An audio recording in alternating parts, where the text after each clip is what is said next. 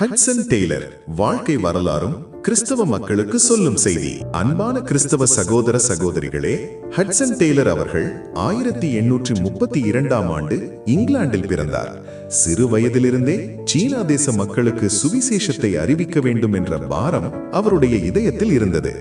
தேவனுடைய அழைப்புக்கு கீழ்ப்படிந்து 1854ஆம் ஆண்டு சீனாவிற்கு மிஷனரியாக சென்றார். அக்காலத்தில் சீனாவில் சுவிசேஷ பணி மிகவும் கடினமாக இருந்தது. மொழி, கலாச்சாரம், நோய்கள் மற்றும் பல எதிர்ப்புகளை சந்தித்தார். இருந்தாலும் அவர் சீன மக்களை நேசித்ததால் அவர்களைப் போலவே உடை அணிந்து அவர்களின் மொழியை கற்று அவர்களுக்குள் வாழ்ந்தார். இதனால் பலருக்கு கிறிஸ்துவின் அன்பை எடுத்துச் செல்ல முடிந்தது. 1865ஆம் ஆண்டு அவர் சைனா இன்லாண்ட் மிஷன் என்ற அமைப்பை தொடங்கினார்.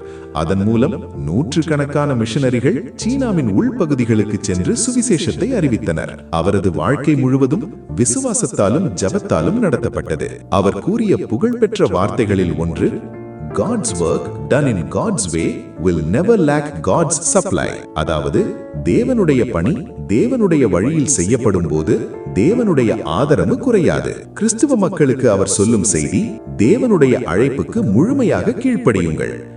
ஜபமும் விசுவாசமும் ஊழியத்தின் அடித்தளம். மக்களை அடைய அவர்களை நேசித்து புரிந்து கொள்ள வேண்டும்.